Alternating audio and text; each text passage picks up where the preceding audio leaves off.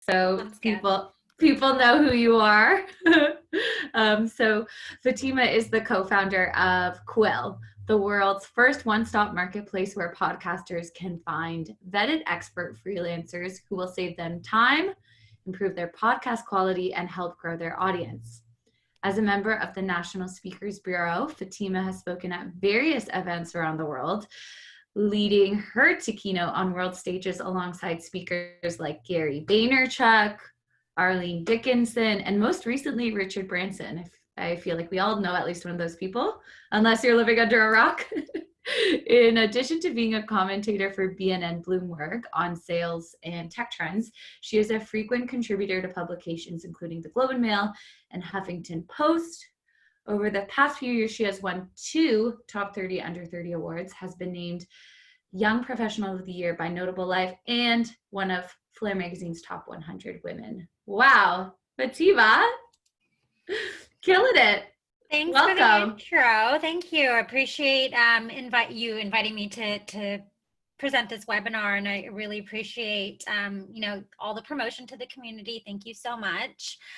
Hi everyone, thanks for being here today, and hope you're all staying safe out there during these unprecedented times. Just to give you a little bit of a format, I'm going to be switching over and sharing my screen and walking you through the presentation that I've created on how to launch a podcast on a budget from home in 10 steps. It's one of the biggest requests that I've been seeing coming out of COVID, just because I think a lot of people have more time to create content. Except there's a lot of information and resources out there, so I've distilled it down into 10 steps to help you get started.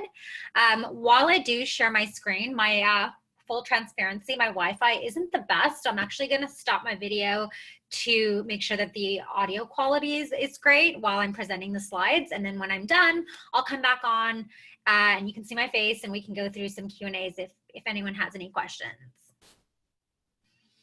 Great. Well, let's get started then. Oh, I've actually been disabled from screen sharing, so if someone could just give me access to that, that would be really great. Let's try that again. Yay, yeah, I just made you go. the host. There you go. Fabulous, fabulous. Can everybody see my screen? Just want to make sure. Looks great. Great. So like Victoria mentioned, I am the co-founder and CEO of, if there's anywhere to hide that. I am the co-founder and CEO of the Listen In Conference and Quill. Quill is the world's first marketplace for podcasters. So if you are an indie podcaster or a company looking to start a show or even outsource elements of your show, we're your one-stop shop. You can go onto our platform and find a range of different pre-vetted experts in the podcasting space that can help you with production, audio editing, copywriting, scripting, or whatever services that you might need. We also own the Listen In Conference, which is one of the world's first enterprise events for brands moving into podcasting. Our headliner is Sarah Koenig, the co-creator and host of Serial, and it's downtown LA. It was supposed to be on June 25th, but because of COVID, we pushed it to October. And just given the state of California right now, realistically, we don't think we're going to be able to move forward until early 2021, but hope to see some of you there. So I'm really excited about the growth of the industry, and I would say the silver lining during COVID has definitely been that I think brands are starting to recognize and realize that events are going to be on pause for a significant period of time, and we don't particularly know, when life will resume back to normal. And so I think a lot of brands are now looking to move into the podcasting space. We're currently at 1 million podcasts, which is a really big milestone for our industry, especially considering the 200,000 of those 1 million podcasts have been added in the last 60 days. So the growth has been really exponential. A little fun fact that I learned recently is that South Korea leads the world in podcast popularity, with 2/3 of the population listening to weekly podcasts. We're not quite there yet, but North Americans, about 22% of our population are listening to podcasts on average of 7 shows a week. So that's pretty great. And so I think one of the biggest things or misconceptions is that it's a very saturated industry and people think there's so many podcasts out there. And actually, I'm here to disagree, considering we're only at 1 million podcasts and 20% of those podcasts are actually active. So if we're comparing it to blogs, there's 600 million plus blogs out there. There's 1.5 billion websites. There's 30 million YouTube channels with 500 hours of content being uploaded every minute. So when you look at, in comparison, the podcasting numbers, we're still a very early category. And I always like to say that just like a company had a phone number in the 90s and then a website, and then they decided to get social media. Similarly, I think in the next 5 to 10 years, most people or companies are either going to have their own podcast or be advertising on one. Just like back in 2007, if you were one of the first people on Twitter, by default, you're an influencer today. And similarly, if you're thinking about podcasting today, I think in the next 5 to 10 years, by default, you'll be an influencer if you invest in your show and keep it up. So these are just some exciting stats about the industry. Just wanted to lay a bit of a foundation before I move forward. So now that you're all here, you probably have some sort of an interest in starting a show. And, the first step is always kind of figuring out the objective. Even if you've got a unique idea for a show that you think your audience will love, you really need to make sure that you have a concrete goal in mind. So why exactly are you starting a podcast? What goal or checkbox will this show fill for you? Are you trying to maybe generate leads for sales for your company? Or are you trying to make industry connections? Or, some people, a lot of our clients are looking to educate or entertain people within the medium, or even hoping to become a thought leader or a subject matter expert in their field. All of these questions will help you streamline your content to fit your objectives. So you really want to make sure you spend a couple of hours at least trying to figure out the why so that you can better attack the what of your show. And so once you have the why and the what down, the next step is always the how. You really want to figure out which format works best for your show. The most common type of podcast format is usually the one-on-one interview, which features a consistent host or multiple hosts and a new guest in every episode. This is one of the most effective formats if you're trying to use your podcast to generate leads or build industry relationships in an organic way. Another great thing about this format is that you can leverage your guest followers or network to help promote your show, especially if you're early stages and don't have much of a podcast audience. Another really popular format that we're seeing is the solo commentary, which usually features a monologue by the host on a topic or theme. And then the roundtable discussion, which is also known as the conversational format, which usually has 2 or more consistent hosts and 1 or 2 guests per episode. Both of these formats are really useful for educational podcast styles. So if you're trying to position yourself as a thought leader, that is usually the way to go. And again, if none of these formats appeal to you, there are hundreds of other formats you can incorporate into your show. One of my favorite podcast formats are the non-narrative storytelling, which is usually known as the documentary podcasting, which allows you to take true stories and transform them into audio content with high production and sound design. If you're already putting out really great content on other channels, make sure that you're repurposing that content. So, if you're creating YouTube channels or Facebook Lives, you can always take those recordings and then turn them into audio content. So you don't necessarily need to create content from scratch.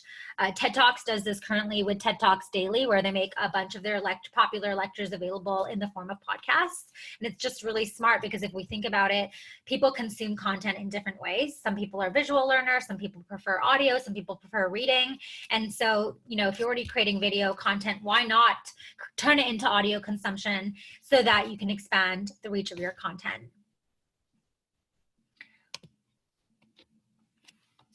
The title of your show is always extremely paramount to attracting listeners, especially if you want to take advantage of SEO and keyword rankings.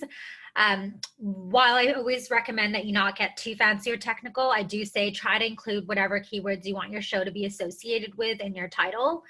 When it comes to titling your show or even individual episodes, you should use platforms like or software tools like Google Keyword Planner or even Ubersuggest to see which keywords are ranking high in search volume and ideally low in competition. The best advice that I can give is come up with a list of, keywords that you may want to rank for, and then really organically try to work it into your content so that it's not just very obvious that you're ranking specifically for keywords, and it really does resonate with your listeners as they're coming across your show on Apple Podcasts or Spotify. If you look at on the right hand side column here, I was one day looking up real estate investing podcasts that I wanted to listen to, and the one that really caught my eye was Fearless Flipping. I just thought that the title was really catchy. They're ranking for flipping and fearless, which is really great. And it's, I think a lot of the other podcasts have very generic sounding names, lots of promises of cash flow, real estate included cash flow, and they're not really differentiating from each other. And so that's why I really, if I was to ever start a show on real estate investing, I'd probably give Fearless Flipping a go. A podcast structure is essential to ensuring each episode of your podcast is engaging, organized, and most importantly, recognizable. Having a consistent structure is extremely key as a part of your brand that you're building, and it helps you plan your content for the future. So when creating a structure, you have to think about what is the most logical but engaging way to order your content. What do you want your show to sound like, and will there be breaks? And most importantly, how engaged do you want your audience to be? And so I've included a structure here, which is, generally used for the one-on-one interview style podcasts, which is the most popular structure. I would recommend using something similar. But again, if you're not doing the interview format style, there's lots of structures available. We actually have included some templates on our website under the blogs and resources page. So if you are looking for additional templates, you can check out our website. So we already know that every week thousands of shows are being introduced. In fact, I think currently the most recent stat is 4,000 new podcasts are popping up every week. And so how do you get potential new listeners to take a chance on your show? I find a lot of people skip the step of artwork, or they don't think it's important to hire an expert or outsource to a designer, and rather they'll just slap something together in Canva. Your artwork acts as the first impression listeners get of your show and should really be optimized to draw people in. It also communicates the type of quality that listeners can expect from your show. So when your artwork is amateurish or low quality, it subconsciously tells listeners that they can expect a low budget, low production podcast. With that in mind, I really strongly suggest that you leave that with the professionals. You can always hire people to support you with your cover art, and it doesn't necessarily need to be expensive. You don't need to be spending hundreds and thousands of dollars on cover art. Just to give you some benchmarks, Quill on our platform, our freelancers charge $50 for cover art to create a logo for your show. And they're all podcast creative experts who, their full-time job is creating cover art for podcasts. So they know what font looks good. They know what images they should be using. They know how to optimize to draw people in. And, outside of Quill, you can easily hire people off of Upwork, Fiverr, some of those generalist platforms, to get an actual designer to help create the brand for your show. Also, highly encourage everybody to have a website for their podcast, because a website will help you distribute your podcast better. It'll help you engage with your audience, and also help the likelihood of the content getting indexed by Google is extremely high. So if people are searching Google for content or, around the genre of your podcast, your show will come up first. A website doesn't have to be complicated, just a simple landing page with some information on your podcast and then the links to Spotify or Apple Podcasts or Google Play so people can listen directly to your show. That's all you really need. And these days you can probably put together your own website in a couple of hours using WordPress or Squarespace.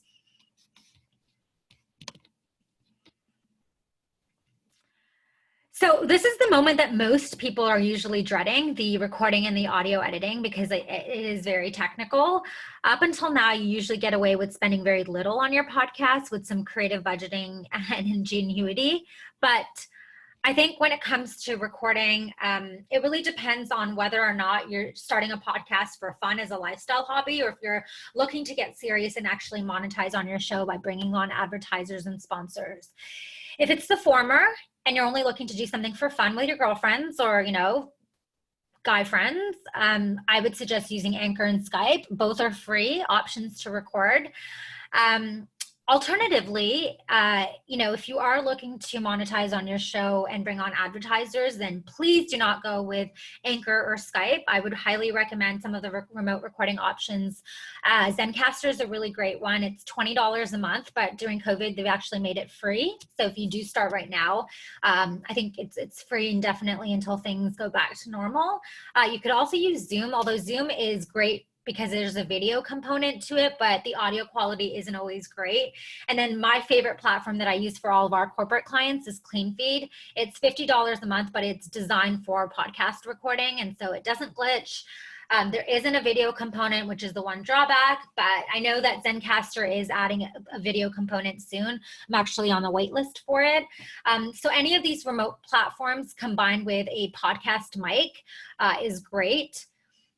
I've actually written a blog on all of the different remote recording options and the pros and cons that you can find on our website. And I can actually send it over to Sam and Victoria, and so that you can pass it along to anyone who signed up for this webinar. I really recommend before you ever start recording to read through this guide, which gives you not only tips and tricks on optimizing sound quality, but also helps you make an informed decision on which platform to go with. In terms of podcast mics, there really are a lot of options. We've also included a blog on that. And I would say the Blue Yeti is probably one of my favorites. It's like in the $100 range, so nothing too crazy expensive. And then when it comes to your guests, they don't need to have a mic, but just make sure that they're wearing headphones with a built-in microphone to enhance sound quality. So Apple headphones, AirPods, earbuds, all of those would be totally fine. And the beauty that COVID, I think, has taught us, the one silver lining is that now we realize that we don't really need podcast studios. When COVID hit, we actually had to, like in a frenzy overnight, transition all of our clients from, I think there was a period for a few weeks where we were like, are we not going to be able to podcast anymore? To, actually, I think people don't realize that because remote recording platforms are so advanced now, with the right podcast mic and the right headphones, you can actually get the same sound quality that you would in studio.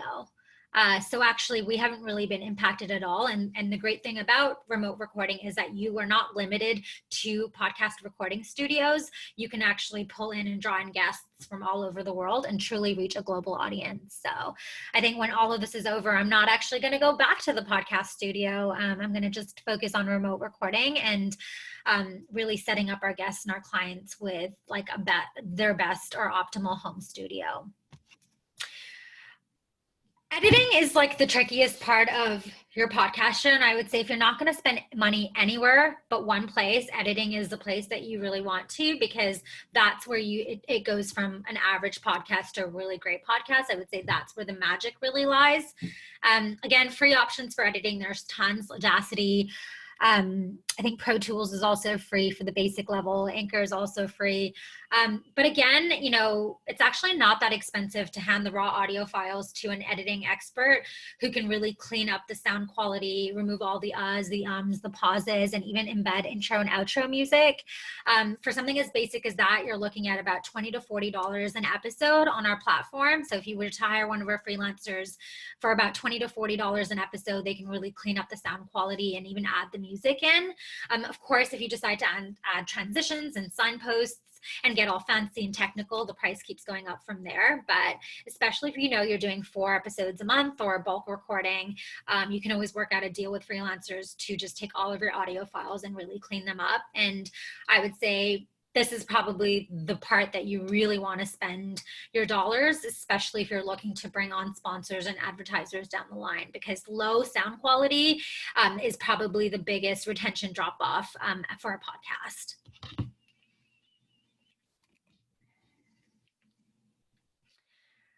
So linking a podcast is usually a step that I find is overlooked even by podcasters who aren't rookies or beginners.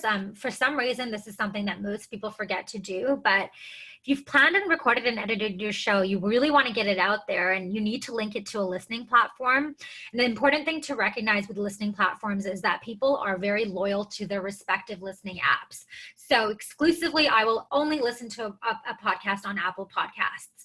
If it's not on Apple Podcasts, I won't even bother listening to it. And I know a lot of people are like that with whatever apps they use, whether it's Spotify or Google or whatever distribution platform you're using. So based on your analytics, you really want to determine the most popular platform that your audience are going to be tuning into. And I can pretty much tell you right off the bat that it's either going to be Apple Podcast, Spotify, or Google Play. And then you want to create a Linktree account, which gives listeners the option to be directed to their favorite platform when they click on the link of your episode, wherever that is, whether it's on your social channels or whether it's on your website, or maybe it's even just, you have it in Spotify, they can still link it back to any other platform that you want.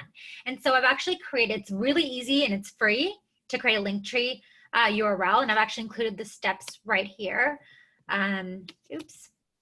I've created the little, listed out the steps here. All you have to do is go to the Linktree URL and sign up for free on the top right corner, and then it prompts you through the process.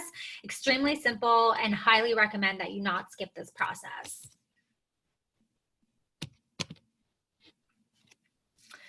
Okay, so once you have your completed file, it's, you've edited it, the recording is done, it sounds great, and you're ready to get it published. The first thing that you need to do is get your podcast on a hosting platform. That is the only way that you're going to be able to distribute your podcast on places like Spotify and Apple. Hosting platform has two primary functions. The first is it stores your audio files for the podcast that goes live. And the second is it generates an RSS feed, which you'll need to submit your show to platforms like Apple and Spotify. So the way that I like to explain what an RSS feed is, think of it as a very unique and specific URL that's specific to your podcast show. And you need that RSS feed or URL in order to apply for your show to be distributed on places like Platform and Spotify. A hosting platform, the prices vary, so it's not free. Every podcaster will have to sign up for a hosting platform, and there's a lot of different options. If you want something for free, you're looking at Anchor, and then Libsyn starts at $5 a month all the way up to Simplecast, which for the premium version, it's $15 to $30 a month. Now, a hosting platform is you really have to make an informed decision. And because of that, I actually created a very comprehensive blog and a guide of all of the platforms that are available out there and the pros and cons. So listeners can actually create a very informed decision. Just off the bat, looking at my slide here, people would be like, well, why wouldn't we just use Libsyn? It's only $5 a month, which versus Simplecast. Well, Libsyn bases their pricing on storage. So $5 a month, you're basically only going to get one podcast episode a month. That's actually how they get you. So you end up creating more podcast shows and end up paying more over time. So I always personally recommend going with a hosting platform that has unlimited storage like Simplecast. And then the other thing you want to consider is a hosting platform that has comprehensive and robust analytics. And something that's easy to distribute your show, which is why I actually love Simplecast, even though it is one of the most expensive options. You don't have to worry about how many episodes you're creating. And the cool thing about Simplecast is in order to distribute your show to Apple, Spotify, and Google, they have a button within Simplecast. All you have to do is press the button. Whereas for some of the other platforms like Libsyn, you actually have to manually go into Apple and Spotify and apply separately for your shows to be distributed. So it's simple things like that. I find the user interface for Simplecast is much easier, and I find Libsyn to be a little bit outdated. But again, always recommend that you read the blog that I've created first so that you can make more of an informed decision on which platform you want to go with. There's so many different options. And it really is choice fatigue.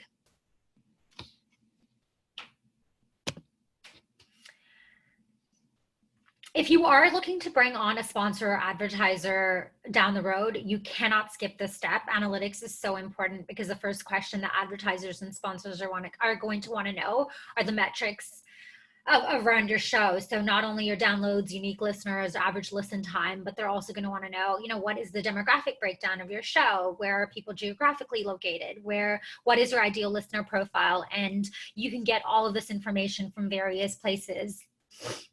You definitely want to, I would recommend set up your Apple and Spotify analytics. So it's fairly simple to do that. You know, if you just go onto Apple or Spotify and create your account, it automatically asks you to put in your RSS feed. So if you've already signed up for a hosting platform, then you can put up your RSS feed and it automatically tracks all of your analytics. The other thing that I would highly recommend is taking the time to set yourself up for smart links. Smart links are trackable URLs that automatically reroute people to your show from their listening apps. And it's a really great way of seeing which of your marketing tactics are actually working and driving downloads and listens, not just clicks. And smart links are also free. So it just gives you an added layer of analytics that I find a lot of the platforms don't give you. And then hosting platforms also have embedded analytics. If you decide to sign up with Podbean or Libsyn or Simplecast, they also have generally pretty comprehensive analytics. My favorite is Simplecast. I find that they actually cover a wide breadth of information that you might need, but usually I would like to combine my hosting platform analytics with Apple, Spotify, and some smart links. Again, if this is all very overwhelming for you, you can always hire a podcast expert off of Fiverr, Quill, Upwork to actually help you set your shows up. Someone who knows what they're doing could do this for you in half an hour and then show you how to track and monitor progress. So I've also included here, there we go. I'm trying to move the entire presentation, got it right towards the end.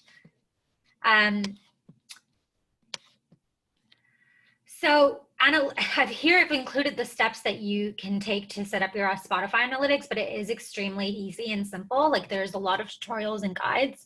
So I'm just going to skip past this portion and also make sure everybody has a copy of my slides in case you do want to refer back to my notes. The last thing or the last step I would say is like, don't feel like you have to do everything by yourself. There are a lot of guides and tutorials and resources out there. I think if you were to just, go onto our resources and blogs page, you could probably find a blog or a resource for every step that's involved that I've covered. But I mean, again, if you don't necessarily have the bandwidth, feel free to reach out to any of your freelancers to help you with whatever you might need. We also offer 30-minute consultations. So, I always jump on a call with people, or one of our podcast experts will do a consultation and find out where you are in the process and exactly, what exactly you need support with, and then accordingly match you with a solution, which could literally just be, here's a list of all the equipment that you need to buy. You can definitely do this on your own, or here's a manual that you should read to get started. So we do offer 30-minute consultations. So if you have any questions about podcasting, feel free to email me and reach out. The Quill It URL is right here, my company Quill. Quill was unfortunately taken, so everyone thinks my company is called Quill It. It's not, it's just the URL that was available. But if you do go to our URL, you can find all of the resources and blogs that I talked about, along with information on our conference. But in the meantime, I will send an email to Sam and Victoria with all of the resources that I talked about throughout this presentation, along with a copy of these slides. And I think they're also sending out a recording. So if you want to refer back to notes, you can. I am going to stop sharing my screen right now and come back on, and then happy to answer any questions that you might have. Yeah, thank you so much. That was so informative. And did we lose her? Oh, there she is. I'm right here. It looks also very sunny wherever you are. So. Oh yes, thank you. This is my little office space. It's lovely. It's delightful back here. It looks delightful. Exactly. No, thank you so much. That was so insightful. We're going to open up the floor for questions, comments, questions directly to Fatima about any of the things that she just spoke about. I guess just to kick it off, I mean, what do you think the future of, obviously you're probably very optimistic based on that whole talk, but the future of podcasting, like where is it going? Yeah, I get asked this question a lot, and I do definitely think I'm biased, so take whatever I'm saying with a grain of salt. But at the same time, I just feel like the CAGR of our industry, if you look at our compounded annual growth rate, it's way faster than any other industry, whether you compare it to e-commerce or fintech or real estate. We're moving at an exponential speed, and every day they're releasing new stats, and it's like, yeah, 4,000 new shows, 5,000 new shows, 6,000 new shows. So, whether or not that's a COVID trend or not, it's hard for me to speak to that because we're still collecting data points. But at the same time, brands are aggressively moving into this space as a way to further enhance their connection with their listeners. And the metrics and stats are there as well. 94% of people who start or listen to a podcast end up listening to the entire episode, which is when you compare that with video, a 30-minute video only has usually a 14% completion rate. So I definitely do think companies that are looking for more niche and targeted marketing are going to use podcasting as an avenue to build relationships. I think people are going to use podcasting as a way to continue building their personal brand, similar to YouTube channels. And I do think the medium is here to stay. I think we're very early and new. So it's definitely a new category compared to a lot of the other content channels. But I think the early adopters are definitely, I'm so jealous of people who were on Twitter in 2007 or Instagram, like they're by default influencers today. And I think that people who are starting today are by default going to be influencers in the next 5 years if this trend continues to keep growing. Alice has a question, and Alice, not to put you on the spot, but you're free to ask this question directly if you want to come off mute. I don't know if she wants to, if she's figuring out how to get off I can definitely answer her questions in the meantime. I mean, I think it's a really great question. And honestly, that's like a whole other webinar that I do, how to stand out in a crowded marketplace. I think the first thing is recognizing that it's actually not that crowded. There's a million shows out there, but only 20% of those are active. So you're really only competing with around 200,000 shows, which is actually not a lot when you think about like the content medium out there and all of the other channels and the metrics and the numbers we're at. I think the important thing to remember about podcasting is it's not about your number of downloads or listeners anymore.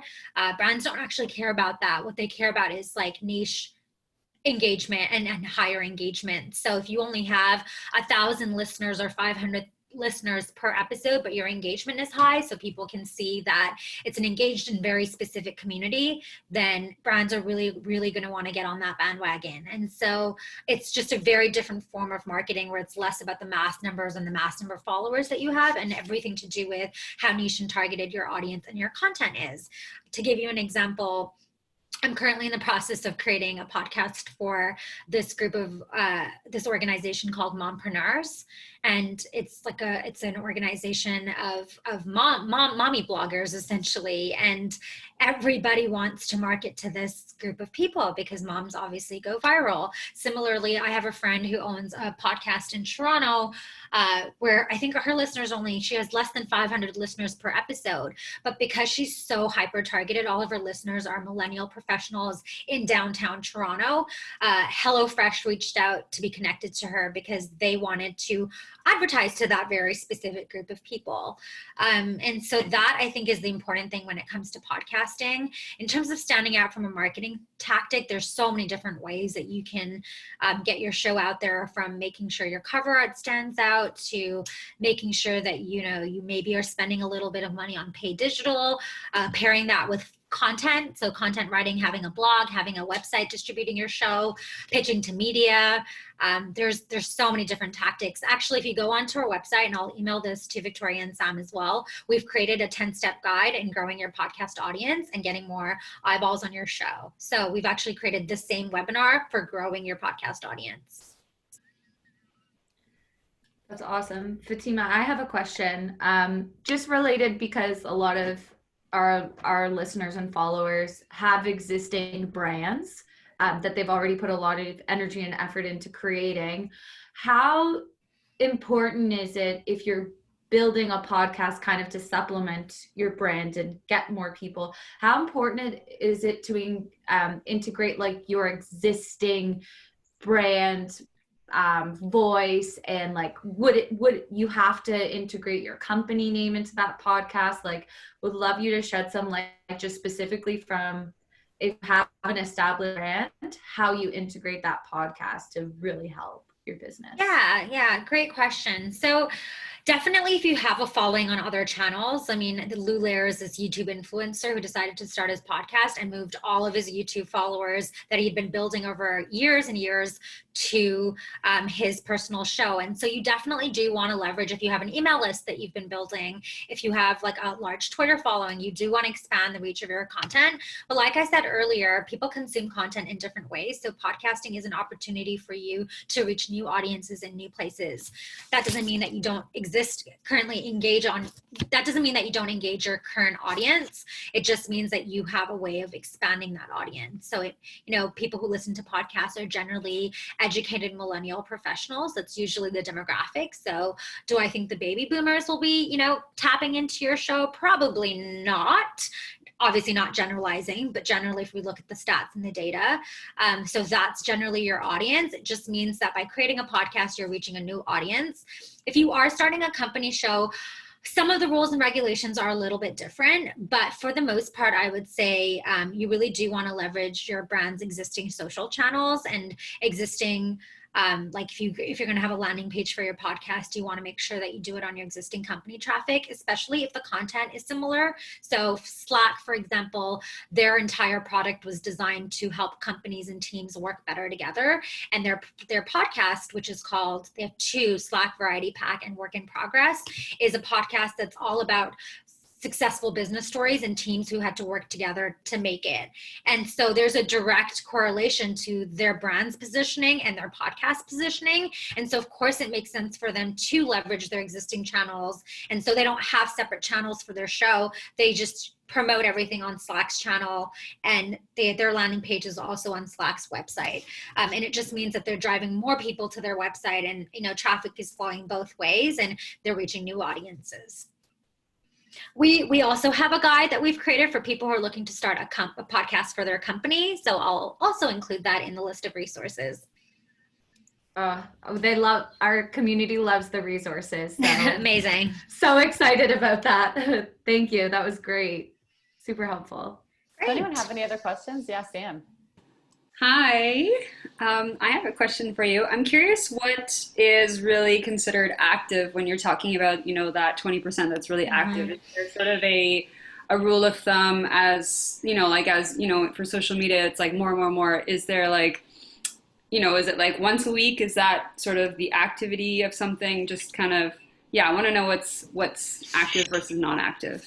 So if you haven't published an episode in 5 to 6 months, then you're usually denounced as an inactive podcast. So it just basically means that you need to be putting out content frequently. Now, it doesn't mean you need to be doing it once a week or once every 2 weeks. Like I have clients who put out a podcast episode once a month. It just means it's consistent. So if they're going to be putting it out once a month, they only do it once a month. Or if they're, publishing it on Tuesday every week, they stick to that schedule. So it's very similar to when you watch Netflix and there's shows that you're following, and if Riverdale decides not to publish an episode on a Thursday, I'm really upset because I'm waiting every week to follow along. And so similarly, podcasts are the same way. You build up a following over time, and so people are tuning in at the same time every month or every week or every day, however you decide to post your content.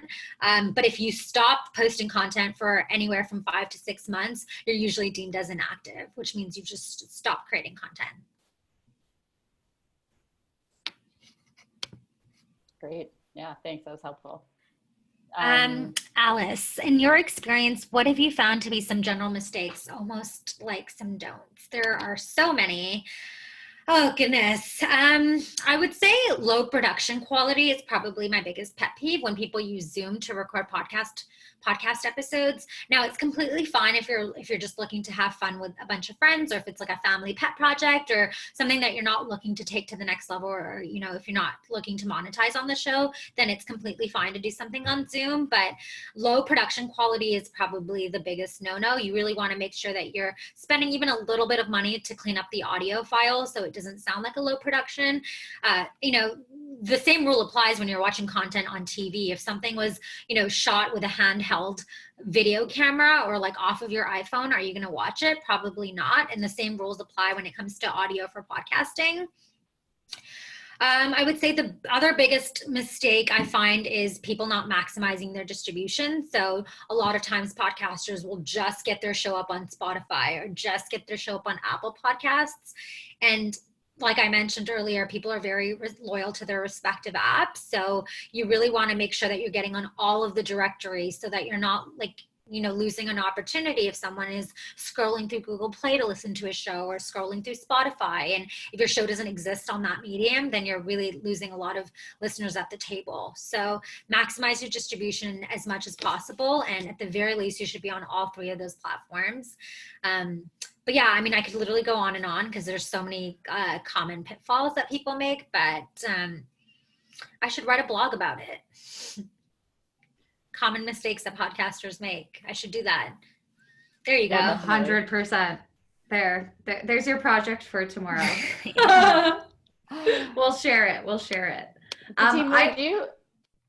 ahead, Vic. Sorry, Danny and I are eager beavers. We always have questions. I don't know how good your math is, but in your mental math, but just curious, if you had to give a number, like you were listing a bunch of things that you recommend subscribing to keep the podcast afloat, like at its very basic level, what should a business allocate monthly to run the podcast?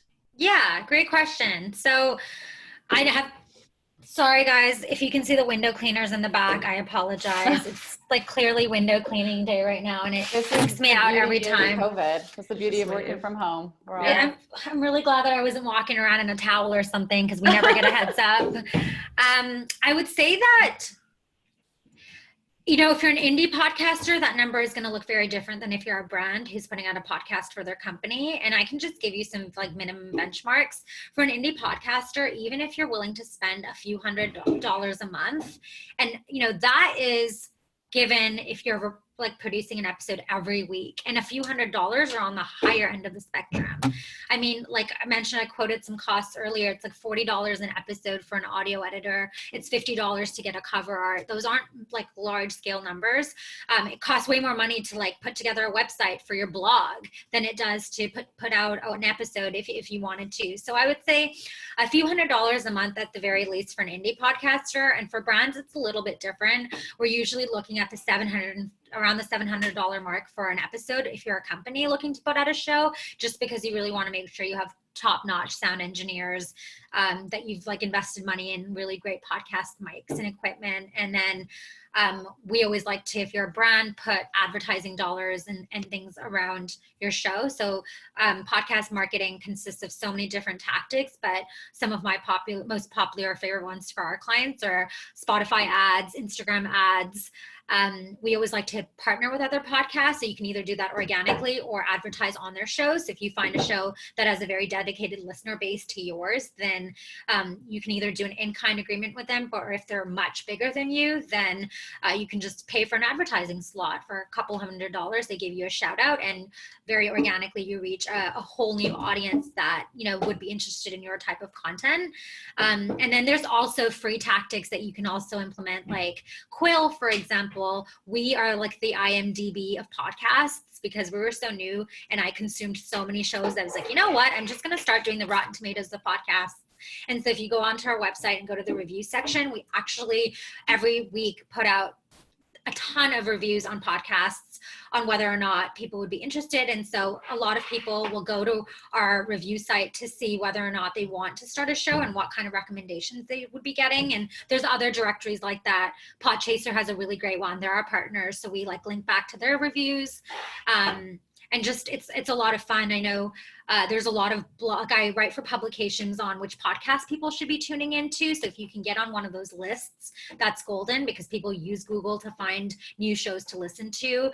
Buzzsprout, Cosmo, Bay Street Bull, they all have the top 10 podcasts to listen to this summer. And so there's so many different ways that you can really put money into your show to grow. But I think the important lesson there is sometimes it's like growing a business. It's a full-time job. You have to invest to see the returns. And similarly, it's not an astronomical cost, but it's definitely, and it's way less than you'd spend on traditional media, but definitely there are some like bottom line costs. Great. We have a couple questions.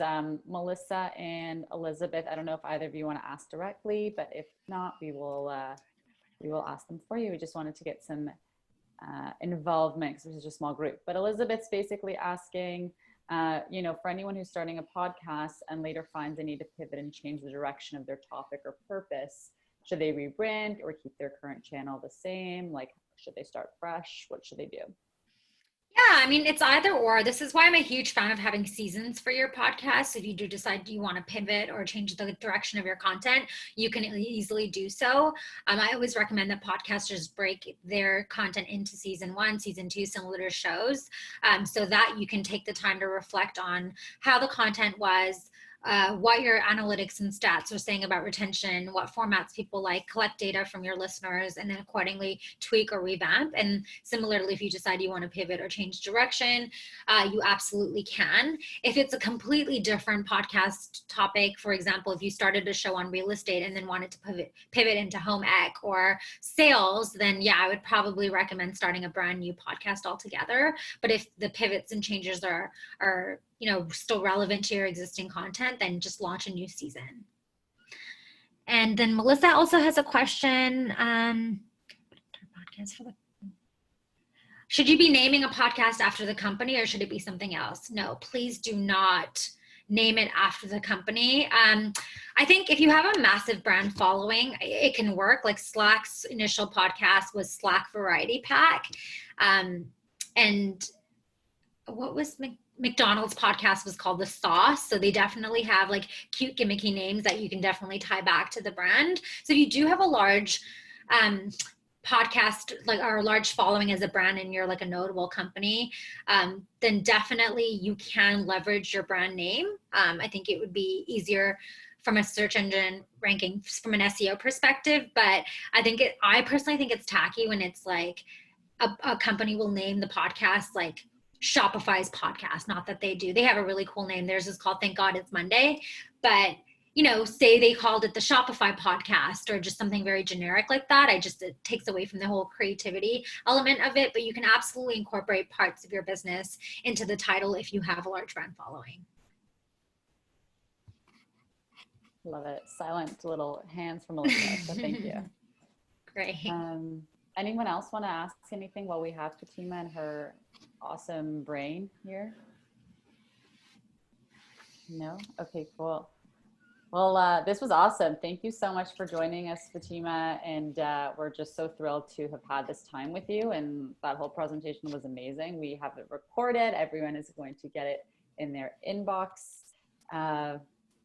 Vic, any other final remarks? It looks like Alice has a few more questions. I know she's lacking in audio, but these are very juicy. If you just want to. Oh, sure. Yeah, I just saw them. What is your take on scripting? Should it be bulleted? It totally depends on the podcast host and if they feel comfortable with winging it or not. We have clients who need every single word scripted for them. And then we have clients who are like, I literally just want guiding prompts and I want it to be very organic and I want it to be a conversation. So that completely depends on your comfort level. I do not like scripts. I hate reading off of scripts, but that's just my preference. There is no right or wrong answer. Yes. So actually Alice called it out herself. She's like, or is it based on what works for you? That it's 100% based on what works for you.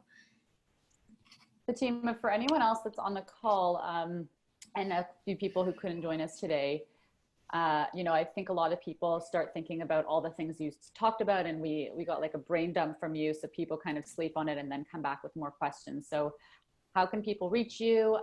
Do you have some sort of like consultation thing that you do with anyone that's interested in starting a podcast? What can you offer to everyone? Yeah, definitely. So we do podcast consultations. So at the end of the recording, and I'm sending through my slides as well, my email is listed. So you can just email me directly and I can get that set up for you. It's a 30-minute consultation and we can talk about where you are in the podcasting journey and what you need help with. And then I'll match you with the best solution, whether that's a resource that I think you should read and you can do it yourself, whether it's equipment or a freelancer or you need our help, whatever it is. Alternatively, you can just go onto our website and reach me there. But yeah, it's pretty hard not to find me if you want to. So yeah, pretty accessible. Actually, I just recently found out that even my address is listed on the internet, which was a little bit creeped out by, but yeah, my email is everywhere. So I'll make sure that you have access to it. Thank you. That's great. Yeah, I feel like all of our information's all online now, so it's like creepy. You can't really hide. You can't avoid it. You can't hide anymore, but it's also great because now we can all find you and book our consultations with you. And yeah, just big thanks again for spending your thank you so much for us. having me. I really appreciate it. I think what you guys are doing is so great. I think it's such a smart pivot, and the resources have just been so valuable, I'm sure, to everyone in the community. So thank you. And you guys do a really great job at promoting your guests as well. So. Well, we have good guests, so it's easy for us to promote because we like talking about them. So thank you. And yeah, anyone who wants to kind of get access to all of our webinars for free, you can become a member of City Moguls as of next week. So all of our resources will become free. You can join 2 Mogul crews for free throughout the year. Lots of exciting things. So stay tuned for Monday. If you want to put them in your calendar, you can get some early bird pricing if you are one of the first 20 people to sign up. And I think that concludes our session. Thanks again, Fatima. And, thank you, Fatima. Thank you, guys. This was amazing. You're amazing. So much juice. Thank you. Have a lovely week, everyone. Bye. Thanks.